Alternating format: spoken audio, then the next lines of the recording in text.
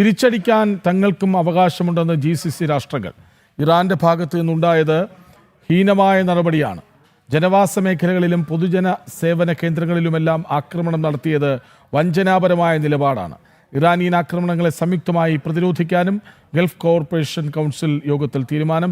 പ്രജിത്ത് ഒപ്പം ചേരുന്നുണ്ട്. പ്രജിത്ത്, നോക്കൂ, ഈ പ്രതിരോധിക്കുകയായിരുന്നല്ലോ കഴിഞ്ഞ ദിവസം വരെ UAE അടക്കമുള്ളവർ. അതായത് എന്താണോ ഉന്നം വെച്ചത് അതിനെ തരിപ്പണമാക്കുക എന്ന ലക്ഷ്യത്തോടെ പ്രവർത്തിച്ചു.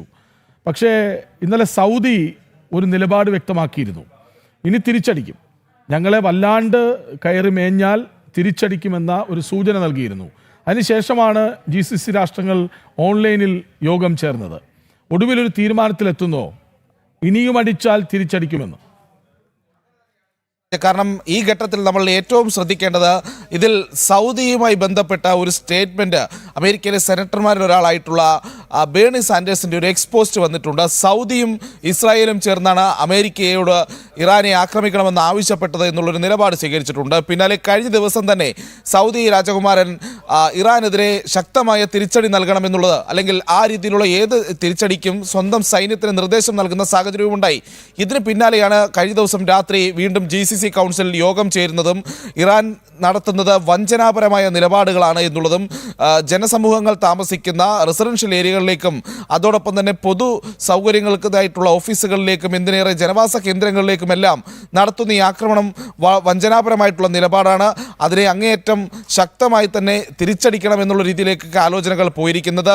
എന്തായാലും ഇനി സംയുക്തമായിട്ടുള്ളൊരു തിരിച്ചടിക്ക് തയ്യാറാണ് എന്നുള്ളൊരു സന്ദേശം കൂടിയാണ് GCC കൗൺസിൽ യോഗത്തിന് ശേഷം ആ രാജ്യങ്ങൾ നൽകിയിരിക്കുന്നത് എന്നുള്ളതാണ്. അവരുടെ സംയുക്ത പ്രസ്താവനയായി ഇപ്പോൾ പുറത്തു വന്നിരിക്കുന്നത് എന്നുള്ളതാണ്. അപ്പോൾ സ്വാഭാവികമായും ഇറാന്റെ ഭാഗത്ത് നിന്ന് ഇപ്പോഴും ഉണ്ടാകുന്ന പ്രകോപനങ്ങൾ, പ്രത്യേകിച്ച് കുവൈറ്റിലും ബഹ്റൈനിലും അതുപോലെ തന്നെ മറ്റ് ദുബായിലും അടക്കമുള്ള മേഖലകളിൽ ഉണ്ടാകുന്ന പ്രകോപനങ്ങൾക്ക് ശക്തമായ തിരിച്ചടി എന്തായാലും വരും മണിക്കൂറുകളിൽ GCC രാജ്യങ്ങളിൽ നിന്ന് തന്നെ ഉണ്ടാകുമെന്നുള്ളതാണ് ഈ ഘട്ടത്തിലെ ഏറ്റവും പ്രധാനപ്പെട്ട അപ്ഡേറ്റ് എന്നുള്ളത്. മറ്റൊരു പ്രധാനപ്പെട്ട വിഷയം, അറബിക്കടലിലുള്ള നേരത്തെ നമ്മൾ സൂചിപ്പിച്ച അമേരിക്കയുടെ കപ്പൽ വ്യൂഹം, അതിൽ നിന്നും വീണ്ടും ഇറാനിലേക്ക് ടോമഹോക്ക് മിസൈലുകൾ വർഷിച്ചതായിട്ടുള്ള വിവരങ്ങൾ പുറത്തു വരുന്നുണ്ട്. അപ്പോൾ അവിടെയും ഒഫൻസ് നടക്കുന്നു.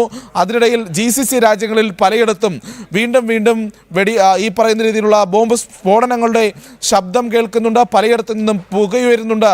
എന്തിനേറെ അമേരിക്കയുടെ ഒരു എംബസിയിൽ പോലും, കുവൈറ്റിലെ എംബസിയിൽ പോലും ആക്രമണം നടന്നതായിട്ടുള്ള വാർത്തകൾ ഇപ്പോൾ പുറത്തു വന്നിട്ടുണ്ട്. അപ്പോൾ സ്വാഭാവികമായും ജനവാസ മേഖലകളെ, പൊതു ഓഫീസുകളെയൊക്കെ ആക്രമിക്കുന്ന ഇറാന്റെ നിലപാടിനെതിരെ ഇപ്പോൾ തന്നെ GCC രാജ്യങ്ങൾ ഒരു പ്രമേയം പാസ്സാക്കിയിരിക്കുന്ന സാഹചര്യത്തിൽ, അല്ലെങ്കിൽ അങ്ങനെ ഒരു നിലപാട് അവർ സ്വീകരിച്ചിരിക്കുന്ന സാഹചര്യത്തിൽ ഇനിയൊരു തിരിച്ചടിക്കുള്ള സാധ്യത തന്നെയാണ് തെളിഞ്ഞു കാണുന്നത്. അതിൽ ആരാദ്യം അടിക്കുമെന്നുള്ള കാര്യത്തിൽ മാത്രമാണ് ഇപ്പോൾ തർക്കമുള്ളത്. പക്ഷേ നിലവിലത്തെ മറ്റൊരു വിലയിരുത്തൽ കൂടിയുണ്ട്.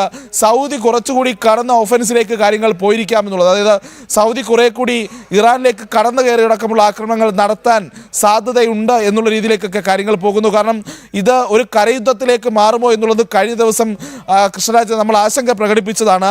അതിൻ്റെ ആദ്യ സൂചനകൾ വരുന്നത് ലെബനനിൽ നിന്നാണ്. അവിടെ IDFന്റെ ഗ്രൗണ്ട് ട്രൂപ്സ് ഓപ്പറേഷൻസ് ആരംഭിച്ചു എന്നുള്ള വിവരങ്ങൾ ഇപ്പോൾ പുറത്തു വരുന്നുണ്ട്. അതായത് ലെബനനിൽ ഒരു കരയുദ്ധത്തിലേക്ക് ഇസ്രായേൽ നീളുന്നു. അപ്പോൾ സ്വാഭാവികമായും GCC രാജ്യങ്ങളുടെ ഭാഗത്ത് നിന്ന്, പ്രത്യേകിച്ച് സൗദിയുടെ ഭാഗത്തു നിന്നൊക്കെ അങ്ങനെ ഒരു നീക്കമുണ്ടാകാനുള്ള സാധ്യതയുണ്ട് എന്നുള്ള റിപ്പോർട്ടുകൾ കൂടി പുറത്തു വരികയാണ്. എന്തായാലും പശ്ചിമേഷ്യ അശാന്തമായി തുടരുന്നു. ആക്രമണങ്ങൾ തുടർക്കഥയാകുന്നു. ഇറാന്റെ ഭാഗത്തു നിന്നുള്ള പ്രകോപനങ്ങളും തുടർന്നുകൊണ്ടിരിക്കുന്നു. അതിനുള്ള തിരിച്ചടികളും GCC രാജ്യങ്ങൾ നൽകാൻ തയ്യാറെടുത്തുകൊണ്ടിരിക്കുന്നു എന്നുള്ളതാണ് ഈ മേഖലയിൽ നിന്നുള്ള ഏറ്റവും പ്രധാനപ്പെട്ട റിപ്പോർട്ടുകൾ. തീരുമാനമെടുക്കുന്നു. തിരിച്ചടിക്കാൻ ഞങ്ങൾക്കും അവകാശമുണ്ട്. വേണ്ടി വന്നാൽ പ്രതിരോധിക്കലല്ല, ആക്രമിക്കലാണ് ഞങ്ങളുടെ മറുപടി. അതുകൊണ്ട് സൂക്ഷിച്ചോളൂ എന്ന് ഇറാന് GCC രാഷ്ട്രങ്ങൾ കൃത്യമായ മുന്നറിയിപ്പ് നൽകുന്നു. വിവരങ്ങൾ നൽകുകയായിരുന്നു പ്രജിത് മോഹനൻ.